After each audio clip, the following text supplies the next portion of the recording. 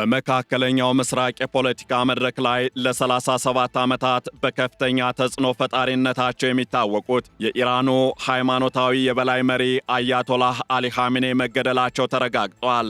ሃይማኖታዊ ጠቅላይ መሪው በቴህራን በሚገኘው ቢሮአቸው ላይ በደረሰ የአየር ጥቃት መገደላቸውን ተከትሎ ዓለም በከፍተኛ ድንጋጤ ውስጥ ትገኛለች። ይህ ጥቃት በአሜሪካና በእስራኤል ጥምር ኃይሎች የተፈጸመ ሲሆን በኢራን መንግስታዊ ቴሌቪዥን ይፋ እንደተደረገው መሪው የተገደሉት ቅዳሜ ማለዳ ላይ በቢሮአቸው ውስጥ የዕለት ከዕለት ተግባራቸውን በማከናወን ላይ እያሉ መሆኑም ተነግሯል። ጥቃቱ በኻሜኔ ላይ ብቻ ሳይሆን በቤተሰቦቻቸውና በከፍተኛ የመንግስት ባለስልጣናት ላይም ያነጣጠረ መሆኑ ተገልጿል።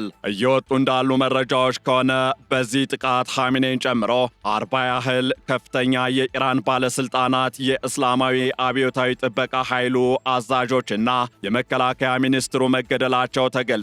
በተጨማሪም የኻሜኔ ልጅ አማቻቸውና የልጅ ልጃቸው እንዲሁም አንዲት ምራታቸው በጥቃቱ ሕይወታቸውን ማጣታቸው ተዘግቧል። እናም በዕለቱ የኢትዮ ግሎባል ዓለም አቀፍ የትንታኔ ዝግጅታችን የአያቶላህ አሊ ኻሜኔን መገደል፣ የጥቃቱን ዝርዝር ሁኔታ፣ የኻሜኔን ማንነትና የስልጣን ዘመን እንዲሁም ከሞታቸው በኋላ ሊመጣ የሚችለውን የኃይል ሚዛን ለውጥና ቀጣይ ስጋቶችን በጥልቀት እንመለከታለን።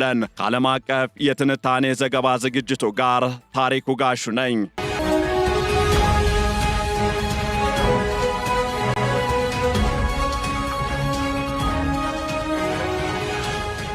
በኢራን ፖለቲካዊ ታሪክ ውስጥ ትልቅ ምዕራፍ የዘጋውና ቀጣዩን የሀገሪቱን ዕጣ ፈንታ ጥያቄ ምልክት ውስጥ የከተተው የአያቶላህ አሊ ኻሜኔ ግድያ በመላው ዓለም ከፍተኛ ድንጋጤን ፈጥሯል። ለ37 ዓመታት ኢራንን የመሩት የ86 ዓመቱ ከፍተኛ መሪ በቢሮአቸው ውስጥ በነበሩበት ወቅት በአሜሪካና በእስራኤል ጥምር የአየር ጥቃት መገደላቸውን የኢራን መንግሥት ቴሌቪዥን በይፋ አረጋግጧል። ይህ ክስተት በኢራን እስላማዊ ሪፐብሊክ 50 ዓመታት ታሪክ ውስጥ ከሁሉ የከፋ የህልውና አደጋ ተደርጎ ተወስዷል። ጥቃቱ የተፈጸመው ኢራን ውስጥ በሚገኙ በርካታ ስትራቴጂካዊ ቦታዎች ላይ ሲሆን በዚህም ሳቢያ ከከፍተኛ መሪው በተጨማሪ ቁጥራቸው 40 የሚደርስ ከፍተኛ የኢራን ባለስልጣናት መገደላቸው ተነግሯል። ከዚህ ጋር ተያይዞ ቅዳሜ ማለዳ ላይ ማለትም በትላንትናው ዕለት ጠዋት የኢራን ብሔራዊ ደህንነት ምክር ቤት በወጣው መግለጫ አያቶላህ አሊ ኻሜኔ ስራቸውን በማከናወን ላይ ያሉ በቴህራን በሚገኘው መኖሪያቸውና ቢሮአቸው ውስጥ መገደላቸውን አስታውቋል። ይህ ክስተት ለኢራን እስላማዊ ሪፐብሊክ ላለፉት 50 ዓመታት ካጋጠሟት ፈተናዎች ሁሉ እጅግ አስከፊውና የህልውና አደጋ የደቀነባት መሆኑ ይነገራል። የአሜሪካው ፕሬዝደንት ዶናልድ ትራምፕ ጥቃቱን አስመልክተው በሰጡት መግለጫ በታሪክ ውስጥ ካሉ እጅግ ክፉ ሰዎች አንዱ የሆነው ኻሜኔ ሞቷል ሲሉ ተናግረዋል። ትራምፕ አክለውም ይህ እርምጃ ይህን ክፉና አክራሪ አምባገነን ስርዓት አሜሪካንና የብሔራዊ ደህንነቷን እንዳይጋፋ ለመከላከል የተወሰደ መጠነ ሰፊ እርምጃ ነው ሲሉም ገልጸዋል። በሌላ በኩል የኢራን ብሔራዊ ደህንነት ምክር ቤት የኻሜኔን ሰማዕትነት አስመልክቶ በሰጠው መግለጫ ይህ ሞት በጨቋኞች ላይ የሚደረገው የትግል መነሳሳት መጀመሪያ ይሆናል ሲል ምላሽ ሰጥቷል። ከዚህ ጋር ተያይዞም በመላው ኢራን የ40 ቀናት የሐዘን አዋጅ የታወጀ ሲሆን 7 የሥራ ቀናትም ዝግ ሆነው እንዲቆዩ ተወስኗል። አያቶላህ አሊ ኻሜኔ ማን ነበሩ የሚለውን ስንመለከት እንደ አውሮፓውያኑ አቆጣጠር በ1939 በቅድስቲቱ ከተማ መሻድ የተወለዱት ኻሜኔ በወጣትነታቸው የሃይማኖት ትምህርታቸውን ያጠናቀቁና በ1962 የአያቶላህ ኻሜኔን የፖለቲካ ተቃውሞ የተቀላቀሉ ነበሩ። በ1979 የኢራን አብዮት ስኬታማ ከሆነ በኋላ በተለያዩ ከፍተኛ የስልጣን እርከኖች ላይ ያገለገሉት ኻሜኔ እንደ አውሮፓውያኑ አቆጣጠር በ1981 ከተቃዋሚዎች በተሰነዘረባቸው የግድያ ሙከራ ቀኝ እጃቸው ሽባ ሆኖ ቀርቷል። ከ1981 እስከ 1989 እንደ አውሮፓውያኑ የዘመን አቆጣጠር የኢራን ፕሬዝደንት ሆነው ያገለገሉ ሲሆን የሪፐብሊኩ መስራች አያቶላህ ኻሜኔ በ1989 ሲሞቱ በሊቃውንት ጉባኤ አማካኝነት የበላይ መሪ ሆነው ተመርጠዋል። ላለፉት 37 ዓመታት በኢራን ፖለቲካ፣ ወታደራዊ ኃይልና የፍትህ ስርዓት ላይ ፍጹም ቁጥጥር የነበራቸው ኻሜኔ በተለይም በአሜሪካና በእስራኤል ላይ በነበራቸው ጠንካራና የማይታጠፍ አቋም ይታወቃሉ። በእርሳቸው መሪነት ኢራን የኒውክሌር መርሃ ግብሯን ያስፋፋች ሲሆን በመካከለኛው ምስራቅ የመቋቋም ህብረት ወይም አክሲስ ኦፍ ሬዚስታንስ የሚባሉ እንደ ሂዝቦላህና ሐማስ ያሉ ተላላኪ ቡድኖችን በመደገፍ ቀጠናዊ ተጽዕኖዋን አጠናክራ ቆይታለች።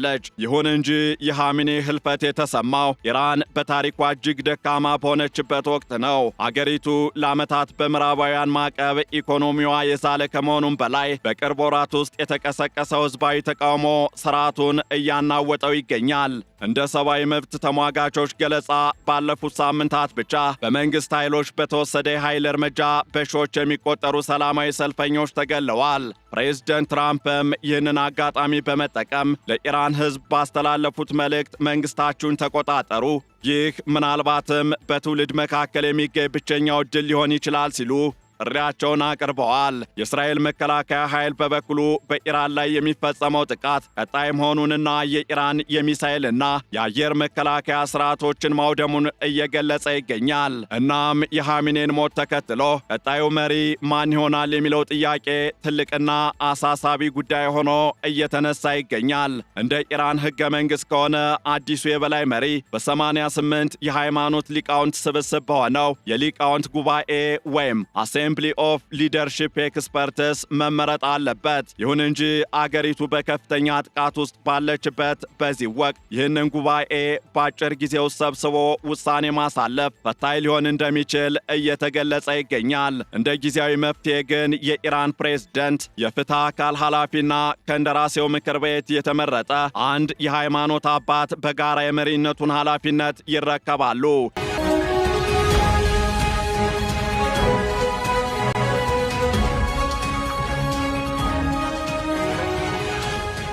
ቀደም ሲል ኻሜኔን ይተካሉ ተብለው የታጩት የቀድሞ ፕሬዝደንት ኢብራሂም ራይሲ በ2024 በሄሊኮፕተር አደጋ መሞታቸው የስልጣን ሽግግሩን ይበልጥ ውስብስብ አድርጎታል። አሁን ላይ የኻሜኔ ልጅ ሙጅተባ ኻሜኔ አንዱ ተመራጭ ሊሆን እንደሚችል ቢገመትም ሌሎች ስማቸው ያልተጠቀሱ 3 እጩዎች በዝግጅት ላይ እንደነበሩ እየተገለጸም ነው። ከኻሜኔ ህልፈት ጋር በተያያዘ የዓለም አቀፉ ማህበረሰብ ምላሽም የተለያየ መሆኑ እየተስተዋለ ነው። የቻይና መንግስት በተባበሩት መንግስታት ድርጅት በኩል በሰጠው መግለጫ በኢራን ላይ የተፈጸመውን ጥቃት በጥብቅ እንደሚያወግዝና የሲቪሎችን ደህንነት ለመጠበቅ የተቀመጠው ቀይ መስመር ሊታለፍ አይገባም ሲል አስጠንቅቋል። ቻይና በአካባቢው የሚታየው ወታደራዊ እርምጃ በአስቸኳይ እንዲቆምም ጥሪ አቅርባለች። በተቃራኒው የአሜሪካው ፕሬዝደንት ዶናልድ ትራምፕ ዲፕሎማሲያዊ መፍትሄ አሁንም ሊደረስበት የሚችል መሆኑን ጠቅሰው ነገር ግን አሁን ላይ ኢራን ክፉኛ እየተደበደበች ስለሆነ ድርድር ማድረግ ከትላንት ይልቅ ዛሬ ቀላል ነው ብለዋል። ፕሬዝደንት ትራምፕ ለኢራን መሪነት ጥሩ እጩዎች በአእምሯቸው እንዳሉ ቢገልጹም ማንነታቸውን ከመናገር ግን ተቆጥበዋል። በሌላ በኩል ደግሞ የሃይማኖታዊ ጠቅላይ መሪው የኻሜኔ ሞት ለኢራን ምን ትርጉም አለው ለሚለው ጥያቄ የፖለቲካ ተንታኞች የሚሰጡት ምላሽ ጥንቃቄ የተሞላበት ሆኗል። በአንድ በኩል የሃይማኖታዊ ጠቅላይ መሪው ኻሜኔ ሞት ለ37 ዓመታት የቆየውን ጽኑ አምባገነናዊ መዋቅር ሊያፈራርሰው ይችላል የሚል ተስፋ አለ። በስደት የሚኖሩት የኢራኑ የቀድሞው ሻህ ልጅ ረዛ ፓህላቪ ስርዓቱ እየፈራረሰ መሆኑን ገልጸው የኢራን ህዝብ ወደ ጎዳናዎች ወጥቶ የመጨረሻውን ድል እንዲያበስር ጥሪ አቅርበዋል። በሌላ በኩል ግን የኻሜኔ ሞት የግድ የእስላማዊ ሪፐብሊኩን ማክተም አያመላክትም የሚሉ ወገኖች እየተደመጡ ነው። ከዚህ ጋር በተያያዘ የእስላማዊ አብዮታዊ ጥበቃ ኃይል ወይም IRGC ወታደራዊ መዋቅሩን ተቆጣጥሮ አገሪቱን ይበልጥ ጠንካራ ወደሆነ ወታደራዊ አገዛዝ ሊወስዳት እንደሚችልም ይገመታል። ፕሬዝደንት ትራምፕ በሰጡት አስተያየት አብዮታዊ ጥበቃውና የፖሊስ ኃይሉ ከኢራን አርበኞች ጋር በሰላም ተቀላቅለው አገሪቱን ወደ ቀድሞ ታላቅነቷ እንዲመልሱ ያላቸውን ምኞት ገልጸዋል። ለወደፊቱ ኢራን ወደ ከፋ የእርስ በርስ ግጭት ወይም ወደ አዲስ የፖለቲካ ምዕራፍ ልታመራ ትችላለች እየተባለም ይገኛል። የአሁኑ ፕሬዝደንት መሱድ ፔዚሽኪያን የመሪነት ኃላፊነት ቢኖራቸውም ትክክለኛው ስልጣን ያለው በበላይ መሪው እጅ በመሆኑ የስልጣን ክፍተቱ ትልቅ ምስቅልቅሎሽን ሊፈጥር ይችላል። በተለይ ኻሜኔ የገነቧቸው ቀጠናዊ ተላላኪ ቡድኖች የመቋቋም ትብብር መዳከም በመካከለኛው ምስራቅ ያለውን የኃይል ሚዛን በእጅጉ ሊለውጠው እንደሚችል እየተገለጸ ይገኛል። እስራኤልና አሜሪካ ጥቃታቸውን በመቀጠል የኢራንን የኒውክሌር አቅም ሙሉ በሙሉ ለማውደም እየሰሩ መሆናቸውን ገልጸዋል። የአሜሪካው የውጭ ጉዳይ ሚኒስትር ማርኮ ሩቢዮ ቀደም ሲል በሰጡት መግለጫ ኻሜኔ ቢሞቱ ስልጣኑን ማን እንደሚረከብ ማንም እንደማያውቅና ይህም ትልቅ ጥያቄ መሆኑን ገልጸው ነበር። እናም የአያቶላ አሊ ኻሜኔ ሞት በኢራን ዘመናዊ ታሪክ ውስጥ ትልቅ የመቀየሪያ ነጥብ ሆኖ እየተጠቀሰ ይገኛል። ላለፉት 37 ዓመታት ሀገሪቱን በብረት መዳፍ የገዙት መሪ መወገድ ለአንዳንዶቹ የነጻነት ብርሃን፣ ለሌሎቹ ደግሞ የጥፋት መጀመሪያ ተደርጎ እየታየ ነው። ኢራን አሁን ያለችበት ሁኔታ በከፍተኛ ውጥረት የተሞላ ሲሆን በውጭ ኃይሎች ጥቃትና በውስጥ ህዝባዊ አመፅ መካከል የምትገኝ ሀገር ሆናለች። የዓለም አቀፉ ማህበረሰብ ዓይንም አሁን በቴህራን ላይ አርፏል። የሚቀጥሉት ጥቂት ቀናትና ሳምንታት የኢራንን ብቻ ሳይሆን የመላው መካከለኛው ምስራቅን የወደፊት ዕጣ ፈንታ የሚወስኑ ይሆናሉ።